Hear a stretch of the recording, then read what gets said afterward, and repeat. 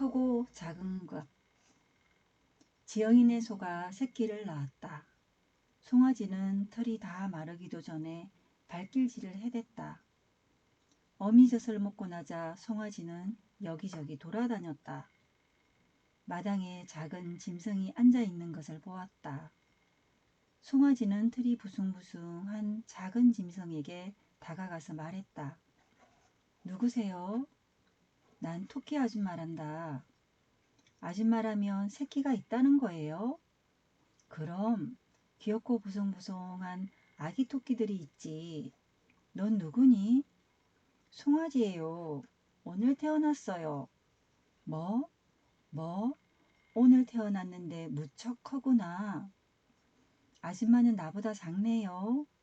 송아지는 놀라서 고개를 갸우뚱하고 생각했다. 참 이상해. 토끼는 나이도 많은데 덩치가 작아. 오늘 태어난 내가 토끼보다 훨씬 커. 왜 그럴까? 정말 모르겠어. 삶은 정말 놀라워.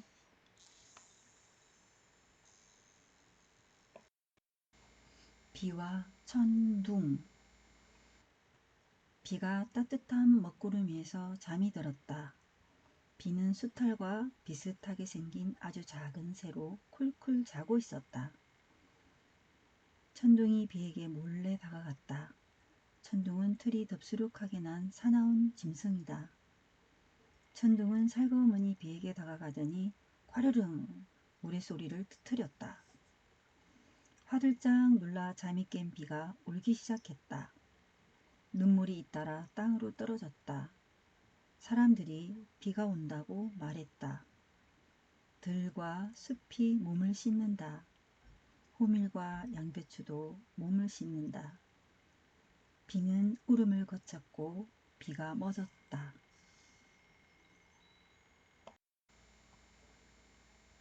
토끼와 마가목. 겨울이 오고 눈이 내렸다. 토끼가 먹이를 구하기 어렵게 되었다. 어느 날 토끼는 마가목 나무에 달려있는 빨간 열매를 보았다. 토끼가 나무 둘레를 펄쩍펄쩍 뛰어다녔지만 열매는 높이 달려 있었다. 토끼가 마가목에게 부탁했다. 마가목아, 열매를 주렴. 마가목이 대답했다. 바람에게 부탁해. 바람이 너를 도와줄 거야. 토끼가 바람에게 말했다. 그러자 바람이 날아와서 마가목을 흔들어댔다. 빨간 열매의 장가지가 부러져 눈 위에 떨어졌다. 토끼는 열매를 보며 기뻐했다. 바람아, 고마워. 제비는 어떻게 목숨을 구했나? 제비가 하늘 높이 날았다. 사나운 솔개가 제비를 알아보고 잡아먹기 위해 제비를 쫓아갔다. 솔개는 거의 제비를 따라잡았다. 제비는 애초롭게 울었다. 제비는 슬퍼서 눈물을 흘렸다. 그때 둥지에서 기다리고 있는 어린 새끼들이 생각났다. 털도 없고 아무런 힘도 없는 새끼들이 어미를 기다리고 있다. 내가 죽으면 누가 어린 너희들을 돌보지? 안 돼. 욕심 많은 솔개한테 붙잡혀서는 안 돼. 제비는 쏜살같이 날아서 둥지 안에 숨었다. 새끼들이 기뻐하며 지지배배 노래했다. 고슴도치는 어떻게 겨울채비를 할까? 숲에 고슴도치가 살았다. 고슴도치는 나이든 라임 나무 옹이에 집을 지었다. 거기는 따뜻하고 보송보송했다. 가을이 오고 나무에서 노란 잎들이 떨어졌다. 곧이어 겨울이 들이닥칠 것이다. 고슴도치는 겨울채비를 시작했다. 고슴도치는 숲속에서 마른 잎사귀들을 자신의 가시에 꽂았다. 그것을 집으로 가지고 와서 펼쳐놓자 더욱더 따뜻해졌다. 고슴도치는 다시 밖으로 나갔다. 배, 사과, 찔레나무, 열매를 모아서 가시 위에 놓고 집으로 가지고 와 한쪽 구석에 쌓았다. 고슴도치는 또 숲으로 갔다. 이번에는 버섯을 찾아 말려서 구석에 쌓아두었다. 고슴도치는 따뜻하고 편안했지만 한 가지 슬픈 일이 있었다. 고슴도치는 친구를 사귀고 싶었다. 그는 숲으로 가서 토끼를 만났다. 토끼는 고슴도치 집으로 가려 하지 않았다. 잿빛지도 다람쥐도 싫어했다. 자기들 집이 있기 때문이다. 마침내 고슴도치는 귀뚜라미를 만났다. 귀뚜라미는 마른 줄기에 앉아 추위에 떨고 있었다. 우리 집에 가서 살자, 귀뚜라미야. 귀뚜라미는 좋아서 고슴도치의 집으로 폴짝폴짝 뛰어갔다. 겨울이 왔다. 고슴도치는 귀뚜라미에게 옛날 이야기를 들려주었고 귀뚜라미는 고슴도치에게 노래를 들려주었다. 여우의 등불. 어느 날 꽤 많은 여우가 집으로 돌아왔다. 여우는 숲속을 거닐었다. 밤이 되자 숲은 어두웠고 아무것도 보이지 않았다. 여우는 그만 떡갈나무에 이마를 부딪히고 말았다. 너무 아팠다. 여우는 생각했다. 숲에 불을 밝힐 게 있어야겠어. 그때 어둠 속에서 반딧불이 빛났다. 여우는 반딧불이 몇 마리를 잡아서 자신이 가는 길에 놓았다. 하얀 등불이 빛났다. 숲이 환하게 보였고 하물며 올빼미가 놀라 자빠질 뻔했다. 이게 무슨 일이지? 밤에 정말 낯이 온 거야? 꽤 많은 여우는 숲을 걸어가면서 웃음 지었다. 토끼가 떡갈나무 뒤에 숨어서 그 모습을 지켜보았다. 개미들은 어디로 서둘러 갈까? 다람쥐가 나무 위에서 단단한 열매를 먹고 있었다. 다람쥐는 맛있어서 실눈을 떴다. 열매 부스러기가 땅에 떨어졌다. 아주 많은 부스러기가 떨어져 있었다. 풀잎 사이로 서둘러 가던 개미가 그것을 보았다. 개미는 어린 개미들의 먹이를 찾아 수박밭으로 가던 참이었다. 개미는 수박이 익은 것을 알고 있었다. 개미가 떨어진 열매 부스러기 맛을 보니 고소하고 맛있었다. 개미는 한 조각을 물고 개미집으로 가서 이웃들을 불러 모았다. 개미들아, 나무 열매를 가지러 가자. 개미들이 길에 모였고 다람쥐가 떨어뜨린 나무 열매 부스러기를 하나씩 물고 돌아왔다. 어린 개미들은 엄마가 가지고 온 나무 열매 조각을 맛있게 먹고 친구들에게도 나누어 주었다. 개미집의 모든 아이가 배불리 먹고도 남은 양이었다. 어미 개미들은 다시 크다란 나무 밑에 모였다. 개미들은 열매 조각을 모아 집으로 가지고 갔다. 이제 개미들은 오랫동안 나무 열매 맛을 즐길 수 있을 것이다.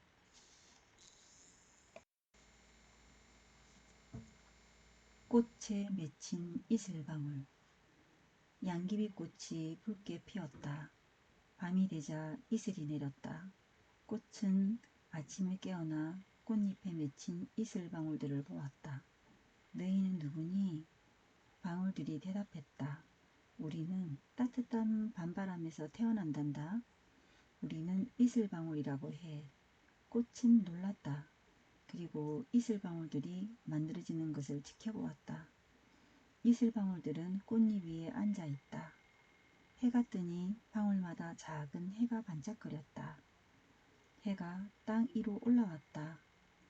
이슬방울들은 자꾸만 작아지더니 하나씩 사라지기 시작했다. 너희는 나를 피해 어디로 도망가는 거야? 꽃이 슬퍼했다. 해님에게로, 우리는 해님에게로 가는 거야. 이슬방울들이 대답했다.